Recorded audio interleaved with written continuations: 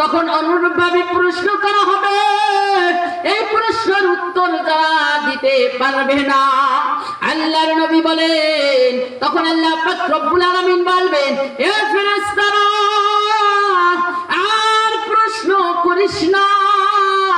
এই বান্দাকে অনেক সুযোগ দিছিলাম, আমার কথা শুনে নাই, আমার কথা মানে নাই, আজকে আমি আল্লাহ ওর কথা শুনবো না। সবাই যখন কবর দিয়ে চলে যাবে, মাটি দিয়ে চলে যাবে, এবার ওই কবরওয়ালা তাকায়া দেখবে ডান দিকে মাটি, বাম দিকে মাটি, সামনে মাটি, পিছনে মাটি, নিচে মাটির বিছানা। ব্যক্তি কান্না করতে দেখবে, আল্লাহর পক্ষ থেকে আদেশ আসবে, হে ফেরেশতারা ওই ব্যক্তিকে জাহান্নামের পোশাক আইনা পরাইয়া দাও। নাউজুবিল্লাহ।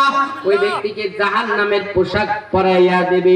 জাহান্নামের পোশাক পরাইয়া আল্লাহ বলবেন, জাহান্নামের একটা দরজা খুলে দাও। কিয়ামত পর্যন্ত ওই ব্যক্তির কবরের মধ্যে আযাব হইতে থাকবে। আল্লাহ আদেশ করবেন, আল্লাহর নবী বলেন, এর কবরের মাটি নাফরমানের কবরে দুই পাশ থেকে এমন জোরে জোরে চাপ দাও, নাফরমানের এই বুকের হাড় ভেঙে কবরের চাপে এক পাজরের হাড় ভেঙে অন্য পাজরে চলে যাবে। শুধু এটা বলেই শেষ করেন নাই, আল্লাহর নবী সাল্লাল্লাহু আলাইহি ওয়াসাল্লাম বলেন, একজন নাফরমানের কবরের মধ্যে, বেনামাজির কবরের মধ্যে 70 থেকে 99টা সাপ এসে কবর ভরে যাবে। কয়টা? আল্লাহ পাক রব্বুল আলামিন বলেন, কুল্লু নাফসিন যায়িকাতুল মাউত। প্রত্যেকটা নফসের মৃত্যুর স্বাদ একদিন আস্বাদন করতেই হবে।